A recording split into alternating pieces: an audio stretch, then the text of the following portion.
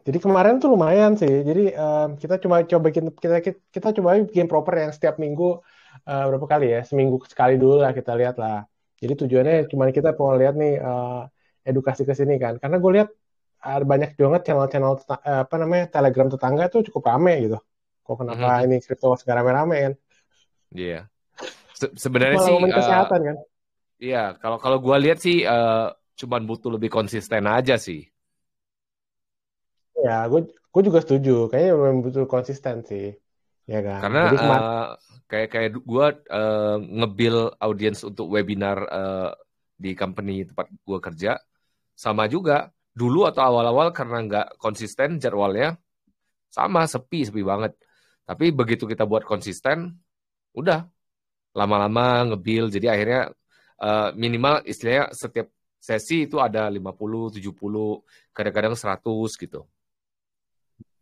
ya coba kita lihat lah, kita lihat lah. Ini kita lihat lah. Makanya sebenarnya makanya harus direkam supaya kita waktu ngerjain ini gue bisa patah-patahin. Jadi intinya nih gue bisa nanti sama tim gue tuh kita patah-patahin jadiin short gitu. Makanya kita tuh kalau bisa bikin kontennya tuh jangan apa ya kayak ada topiknya tuh kayak sebentar-sebentar gitu, semenit, 2 menit, 3 menit pindah, semenit, Iya. 2 menit pindah gitu ngerti ya? Jadi ini bisa langsung dibikinin patahin jadiin short gitu. Oke, mari kita Tuh. ajak. Yuk. Kita notify all member biar agak rame. Oh, di Telegram ada notif all member ya? Enggak, jadi kita pin. Oh, kita Kalau pin. iya, jadi kalau ada Oh, pengumuman lupin, habis lupin ya unpin aja gitu. Tapi ya minimal oh, ngasih notif gitu loh. Jadi ya, mana tahu ada yang oh. pengen ikut ya bisa ikut gitu. Oke, oke, oke, oke. Iya, langsung langsung kan kerasa tuh kan? Nah, Iya kan? langsung ada yang masuk Nah, kan gitu. langsung masuk kan langsung banyak ya. Jadi Iya. sekarang sekarang yang paling seru tuh ini kemarin kan kita rencananya minggu lalu kan gue bikin topik ini tujuannya Bitcoin vs Ethereum karena di luar sana kan sekarang gara-gara buluran yang kemarin orang-orang masih ya pegang Bitcoin lah suruh beli Bitcoin karena banyak banget youtuber-youtuber tuh pasti karena Bitcoin lebih terkenal daripada Ethereum dia pakai pakai tamengnya Bitcoin lu pegang aja Bitcoin supaya lu bakal naik lah gitu. Tapi pakai mimpi-mimpi yang dulu-dulu. Kita tahu gitu. Bitcoin nggak bakalan lah, nggak bakalan kayak kayak dulu lagi lah gitu kan. Apalagi sekarang gini, gue mikirnya teorinya gampang deh.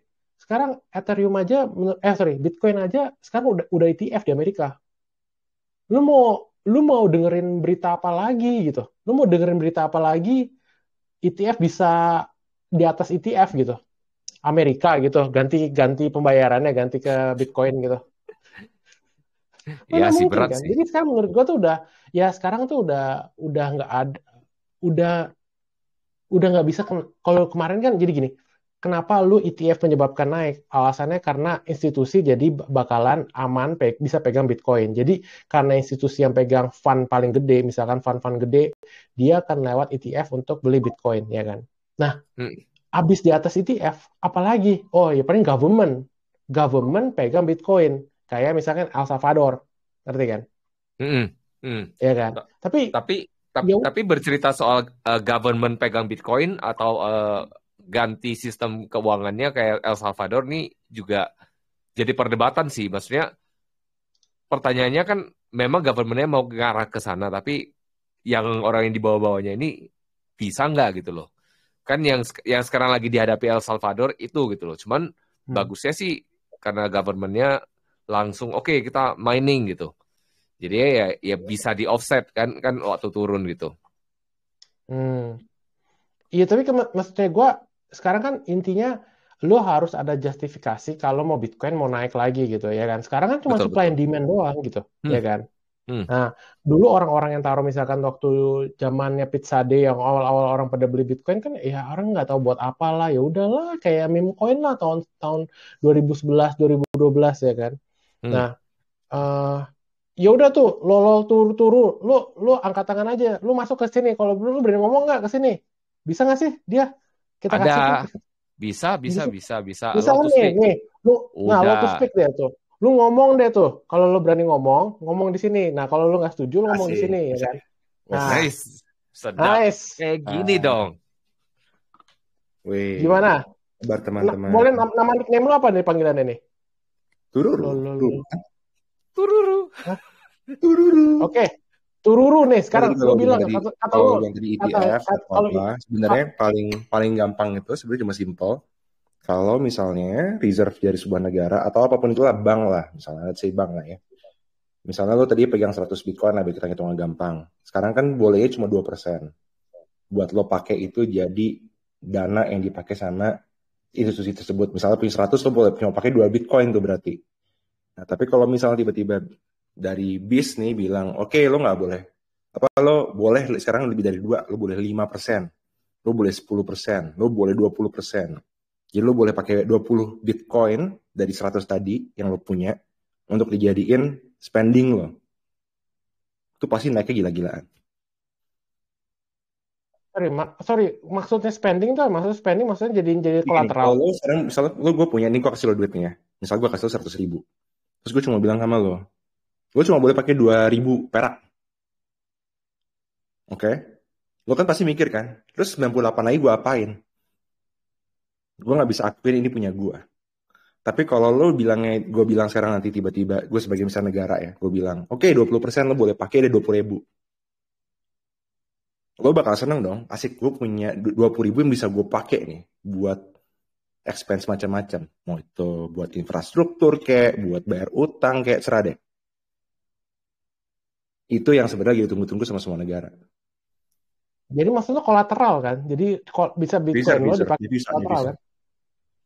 Dia bentuknya bisa kolateral, bisa macam-macam. Tapi lo udah boleh aktif itu sebagai punya lo. Lo udah bisa bilang tuh kayak, oke nih gue udah bisa pakai nih buat apapun. Nah kalau itu pasti naik, Kira-kira naik dong. prediksi lo sekarang kapan itu akan terjadi? Di negara mana yang akan terjadi duluan? Kalau sekarang sebenarnya semua negara sebagai Bank International Settlement sudah bisa dari tahun 2022 bulan Juni itu 1%, Desember itu 2%, 2023 nihil karena kan lagi jelek ya. Tapi mulai kapan tuh kemarin? Ini bulan apa? Maret. Bulan Mei. Bulan April itu udah mulai, atau Mei awal ya, itu udah Basel udah mulai nyala tuh. Jadi ibaratnya sekarang Basel itu udah boleh nih kayak ada Basel approach. Nah, coba nanti kita tinggal tunggu kapan nih kira-kira bisa jadi 5%, kapan jadi 10%. Karena waktu 2022 itu cepat banget dari Juni ke Desember, berarti cuma 6 bulan loh. Dari 1 ke 2. Itu yang sebenarnya semua ini lagi nunggu-nunggu. Ini kapan sih boleh gue pakai jadi legal tender? Kapan nih boleh gue akuin gue punya Bitcoin? Kalau gue punya, gue udah gak pusing. Karena gue udah gak bisa nggak usah minjem sana sini. Gak pun harus pun minjem, gue udah punya nih apa yang gue nilai. Gitu.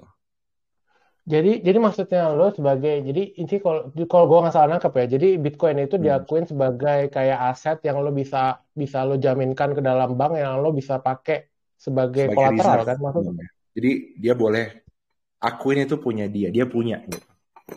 Sebagai apa ya bilangnya ya kita ya. Tapi balik lagi kan sebenarnya dengan lo bilang lo punya Bitcoin berarti dengan kata lain kan lo memberitahukan kalau lo punya aset di luar sana kan. Ya bisa dibilang gitu. Atau enggak di luar sana mungkin udah punya dari dulu. Cuma kan itu coba Evan Stinger yang paling against tuh sama namanya apa namanya kalau ada acara-acara pemberitahuan kayak perkenalan siapa yang punya Bitcoin itu tuh Evan tuh.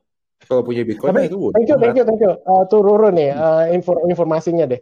Coba nanti gua cari lebih dalam lagi. Oh gimana Van? Tapi ya kurang lebih gitu. Yang dimaksud Tururu tadi itu tuh kayak bank garansi. Bisa jadi bank garansi bisa juga. Karena itu luas sih. Udah dipakai meskipun bukan oleh bukan institusi yang official lah, udah banyak yang pakai. Benar. Tapi jadi kalau misalnya ya kayak misalnya bahkan tuh komoditi juga udah banyak yang diakuin lah. Gua sebelum kirim barang terus ada semacam, tapi banyak juga nggak Bitcoin aja. Jadi kayak Ethereum juga dipakai. Jadi misalnya lu punya Ethereum, ada stake-nya di Lido gitu kan, sekian stake ETH, dan orang bisa tengok itu publik gitu. Oh dia punya uang, bisa jamin. Oke, transaksinya jalan dulu. Kira-kira begitu. Ya, itu udah jalan. Bukan Bitcoin ya, doang. Tapi untuk level government, level negara, Ya, bisa jadi dalam waktu dekat bisa jadilah udah mulai muncul kan ETF, orang sudah mulai lihat, sudah bisa publik. Ya Yap, kalau ya intinya itu, kalau orang udah bisa lihat satu institusi itu punya sesuatu yang bisa dilihat tuh, aset dia secara publik bisa diverifikasi ada di sini. Dan kalau yang di Lido itu case-nya kan dia udah dalam bentuk stake ya. Jadi artinya orang tahu bahwa ini aset ada dan nggak akan hilang, nggak akan bisa dipindahin dalam waktu singkat. Jadi selama kita melakukan transaksi ini, jadi bisa dijamin bahwa dia tetap punya duit segitu sebagai menjaminnya gitu aja. betul. Gue setuju. Jadi ya tapi kan sebenarnya kalau kayak gitu sebenarnya udah di DeFi juga udah melakukan hal seperti itu kan. Jadi apa yang menyebabkan jadi keperluan permintaan Bitcoin akan melonjak dengan adanya itu ya?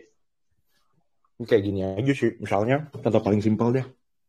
Kita bicaranya bukan Bitcoin, kita ganti barangnya ya. Barangnya kita Ganti bicara barangnya. di sini marijuana. Oke. Waduh. Jadi, tapi nggak, kita ngomong yang kayak jangan soal yang bahaya. Jadi maksudnya gini, WHO udah bilang medical marijuana boleh kan? Oke. Iya, jadi kan Oke. kayak misalnya tuh ada kontrak tanamnya gitu. Jadi barangnya tuh belum ready dipanen sekarang, tapi beberapa bulan kemudian kira-kira itu yang dimaksud. Orang mungkin berpikir ini mau bayar kan. Kenapa buat payment harus gitu? Tapi untuk sesuatu yang masih di depan ini istilahnya udah kayak future nih. Barangnya belum jadi, belum panen, tapi ya buat ngejaminnya, nah aset ini ada. Lebih ke arah yang seperti itu. Yang gue maksud tapi juga di sini gini loh kan, maksudnya kalau World Health Organization udah bilang oke, negara itu sudah boleh pakai medical marijuana. Artinya sebetulnya semua negara itu udah boleh pakai sebenarnya, tapi tinggal sebenarnya ketentuan dari negara masing-masing. Boleh nggak sih gue pakai? Nah sekarang dari ASEAN tentunya yang boleh cuma Thailand dong, ya kan? Iya. Nah cuma ASEAN doang. Nah ASEAN juga Thailand juga pasti ngomong ke ASEAN, guys gue duluan ya, soalnya gue bagi butuh devisa nih, gue butuh banyak dari turisme, gue butuh buat naikin ekonomi gue, boleh ya gue yang duluan, gitu. Kalau sebenarnya udah apa ya, udah in place kayak sebetulnya udah harus, maksudnya dia dibolehin lah sama WHO gitu loh. Nah Bitcoin juga sama, dalam arti maksudnya secara garis besar gedenya nih, big picture-nya udah boleh. Nah tinggal ketentuan negara masing-masing nih. Tentunya pasti ada pro and kontra, kayak misalnya ada yang bilang, misalnya waktu itu tinggal aset-aset berikut ini yang halal dan nggak halal, misalnya seperti itu. Tapi garis besarnya ya udah boleh. Sekarang tinggal siapa nih yang biasanya negara berkembang mana yang bilang udah kayak semuanya legal gitu, dalam arti yang tadi kayak pakai buat reserve atau untuk yang lain-lain gitu sih. Oke. Ya, good to note lah. Nanti gua dalamin lagi. Thank you. Cuma ada yang mau ditambahin lagi dari Tururu sama Evan?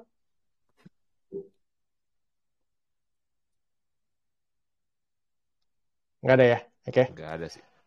Oke, thank you.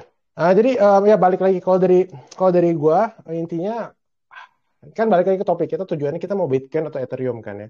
Jadi dari gua tuh ETF itu Bitcoin ETF itu udah ya, untuk saat ini untuk di bulan ini udah kayak berita paling besarnya lah. Jadi kalau sekarang apalagi ETF di Amerika. Padahal ETF kan sebenarnya udah ada beritanya di negara lain itu sebelum Amerika udah ada. Tapi yang menyebabkan kayak kemarin dari berapa ya? Dari 30.000 jadi 60.000 lagi balik kan gara-gara ada berita tentang ETF Amerika ini kan.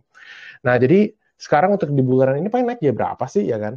Nah, terus kita sekarang kemarin jadi sekarang gue kalau di geng gue pribadi itu ada kelompok yang Bitcoin maksimalis, ada yang gue sekarang gue lebih pegang Ethereum daripada Bitcoin. Paling Bitcoin gue pegang cuma 5% lah. Nah, tapi selainnya pasti Ethereum ya kan. Nah, jadi sekarang gue pasti kalau ada grup di internal gue tuh fokusnya tentang kita perang tuh, ada grup private perang antara Bitcoin dan Ethereum. Jadi kita berita-berita Ethereum gua bombardir ke grup itu, dia kasih berita tentang Bitcoin. Nah, tapi yang orang-orang yang maksimalis Bitcoin itu dia tuh targetnya dia tuh 350.000 di bulan ini. Padahal kalau gua pribadi gue pegang paling 100.000 150.000 ya kan. Nah, berarti ya 2x lah palingan kan. Jadi kalau Ethereum itu target gue mungkin ya paling kalau lo bisa ETF mungkin di bulan ini bisa sampai 10.000 lah. Nah, paling parah-parahnya itu paling parah-parahnya 8 ribuan lah. Tetapi untuk kedepannya misalkan dari 100 dari 10.000 itu bisa naik ke atasnya dan lo turunannya banyak lah. Jadi lebih baik lo long term lo pegang Ethereum daripada lo pegang Bitcoin kan. Itunya gua gitu. Apalagi sekarang kemarin tiba-tiba sebelum kita udah pasang topik ini kan, gue nggak tahu kalau Ethereum kemarin bakalan ada beritanya secepat ini ETF mau digodok lagi di Amerika kan.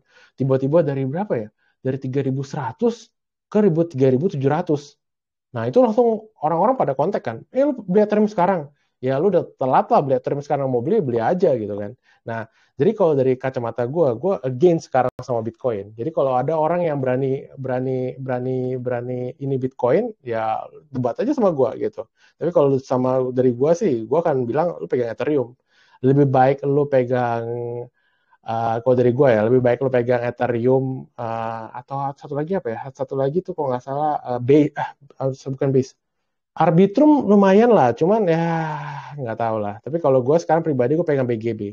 BGB itu sekarang nomor 2 gue, nomor 1 gue tuh masih Ethereum kali ya. Ethereum kalau nggak BGB. Nah jadi kalau balik lagi ke Bitcoin Ethereum, gue akan pegang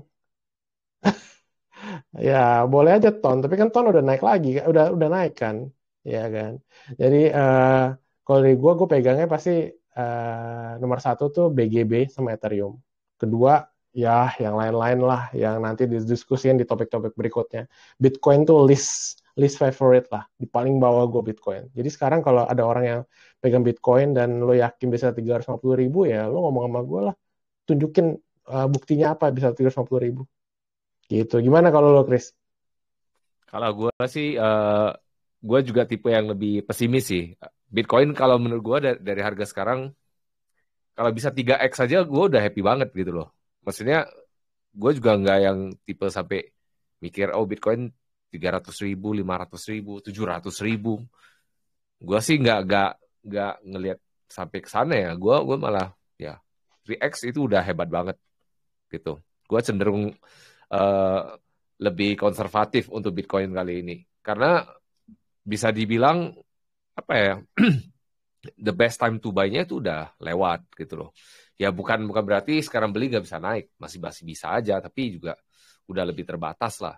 Ya jangan harap dia 10x lagi gitu.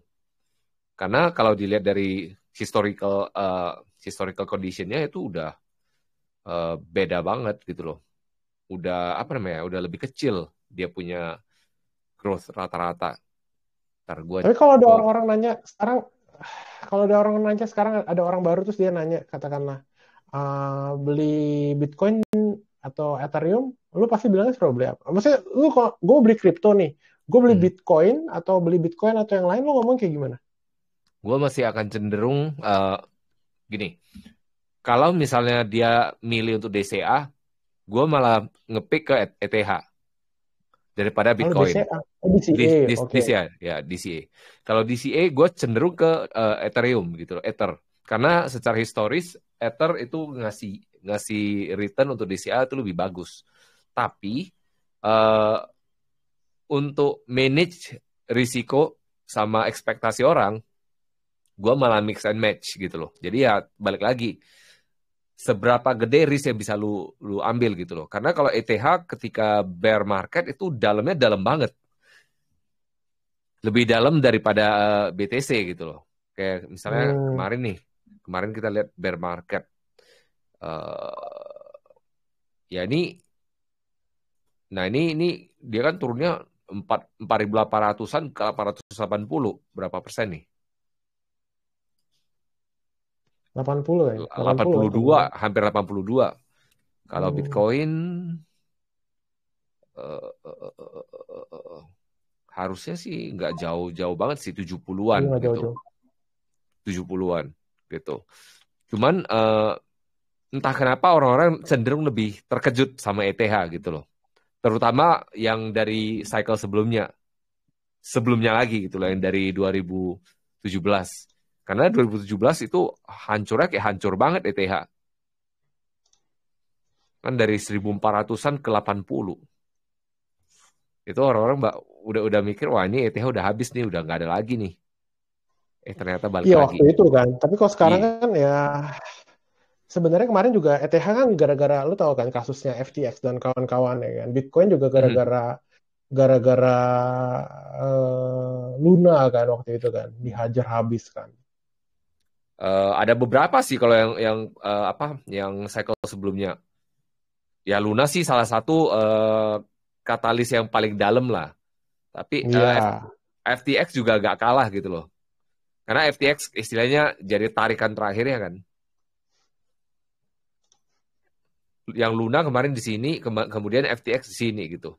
Ya gua catat aja gitu. Jadi kalau sekarang sih untuk ETF yang Ether, gua malah ngelihat cenderung orang sell on news. Jadi ya nanti kalau misalnya naik lagi, ada tarikan ke atas lagi, orang-orang bakal TP dulu kayaknya. Gitu. Persis kayak waktu Bitcoin kemarin. Karena biasanya di market kan orang-orang biasanya buy on rumor dulu kan. Ini kan rumornya bakal udah rilis tanggal 23 ya. Gitu. Jadi cenderung setelah rilis ya udah orang-orang TP dulu, take profit, lihat kondisi dulu seperti apa gitu. Apalagi ini kan baru-baru si Vitalik tiba-tiba ngeluarin EIP kan. Cuman EIP gue sendiri gak jelas ya, gue belum ngebaca gitu loh. Kayak mungkin kalau untuk orang awam yang baca sekilas kayak gue bakal mikir, wah berarti nanti gue transaksi lebih mahal lagi dong, karena kan ada satu fee lagi. Cuman ya mungkin lu bisa kasih penjelasan lebih dalam gitu. Belum sih, gue belum baca pelajaran juga yang ya? ini yang baru. Ya belum baca juga gue nih yang ini EIP yang 7702 kayaknya deh, atau 7706 nih. Gue belum baca sih yang ini. Ya itulah ya, yang baru lah. Tapi maksudnya kalau gue lihat di dalam sebuah ekosistem kayak sebuah project ya, apalagi project Ethereum ini udah kayak Bitcoin kan, lo dulu kan awal-awal banyak perubahan, banyak update ya kan. Semakin mature sebuah project ya, itu agak susah untuk lo main tambahin atau makin lama pasti ya ada modification, tapi modification itu kayak small impact lah sebenarnya. Nah ini Karena udah Evan terlalu... mau kasih apa nih? Evan mau kasih wangsit nih. Apa nih bro? Sorry. Tadi cuma ngomong aja dikit. Itu kan dari tadi insight-nya dari sisi trader. Iya. Kemarin kayaknya kita dulu punya deh yang dari sisi miner. Apa nih? Nggak ada ya, belum ada yang cerita dari sisi miner ya. Nah, kalau ngomongin BTC sih sebenarnya kan BTC dalam kondisi yang harganya yang sekarang di market ini kan lagi di bawah dari mining cost. Iya. Nah, cerita mining cost nih, tapi ini gue nggak punya data sih dalam ini cuman gue coba gue kasih websitenya, lo buka di sini deh nih. Apa nih? Ntar ya, gue kasih di ini ya, lo buka aja supaya orang bisa ngeliat. Boleh. Nah biasanya nih kalau gue ada namanya, gue ada ini deh, nanti kapan-kapan gue share lah. Cuman ini biasanya ada nih. Biasanya gue pakai itu ada beberapa hints lah. Biasanya gue pakai indikator, di situ ada indikator kalau ya udah lumayan bottom lah gitu, saatnya lo DCA kayak gitu dulu waktu tahun 2000 itu. Di situ tuh ada beberapa insight. Cuman ya sekarang ini ya pasti jadi ada spreadnya jauh banget ya. Misalkan kayak kemarin tuh berapa ya? Kemarin tuh sempat itu Bitcoin di harganya kalau nggak salah 50.000 ya, 50.000. Harganya 50.000, tapi production mining cost, average mining costnya itu 110.000 kalau nggak salah. Sempat tuh kayak yang paling pokoknya ada jaraknya tuh 2 kali. Nah itu biasanya kayak gitu tuh sebentar lagi tuh bakalan turun seperti ini nih kayak gitu. Nah either harganya naik, kalau enggak pasti, makanya kemarin gue udah bilang nih pasti bentar lagi nih harganya naik nih. Tapi gue nggak nyangka ada berita kayak apa sih namanya kemarin tuh gara-gara ada apa ya kemarin sempat turun dari 61 ke 69, kira gue nggak secepat ini gitu ya kan. Ternyata ini cepat kan, 61 ke 69 kan. Nah tapi waktu itu kemarin sempat itu kalau lihat dari situ itu tuh mining cost itu sempat 110.000 lah. Nah tapi kalau lo ngeliat dari situ sebenarnya tuh udah saatnya lo di CA, biasanya kayak gitu strategi kecil gue atau dulu tuh. Sekarang cuman main soal mining cost ini gue juga pengen debatin sih, karena mining cost ini kalau memang perhitungannya pakai listrik biasa ya mungkin masih relevan gitu loh. Cuman kan orang-orang pada shifting, terutama miner di Amerika kan mereka shifting ke green energy gitu loh. Jadinya mining cost ini jadi kayak somehow irrelevant untuk mereka. Karena kalau lu pakai green energy, gue juga cukup agree. Gue agree kok. Dari dulu juga ya kayak 80% lo bisa pakai ya gue bisa nggak pakai indikator, cuman inilah biasanya gue cuma pakai tuh ada 3 indikator kan. Cuman ini salah satunya dulu yang gue pakai kan. Jadi situ kan ada price Bitcoin price ratio-nya berapa kali kayak gitu-gitu. Nah, biasa tuh gue pakai kalau lo price ratio-nya berapa, lo boleh DCA. Kalau lo nggak segini ya lo jangan DCA kayak gitu. Karena waktu itu kan ada namanya, kalau lo di TradingView itu ada namanya indikator namanya mining, ada istilahnya waktu itu yang gue agak lupa gue, sekitar sebelum bulan kemarin lah. Nah tapi ya mining sekarang cost gue nggak indicator. pakai ginian. Kenapa? Ini ada mining cost indicator atau apa nih?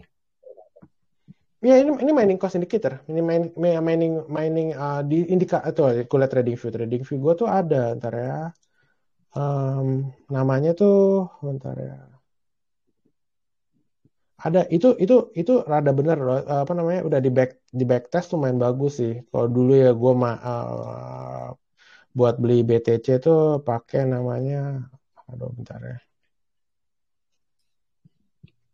Lanjut dulu deh, nanti ini deh. Tapi kalau dari gue nggak pakai production cost kayak gitu-gitu lagi lah. Udah nggak main Bitcoin lah.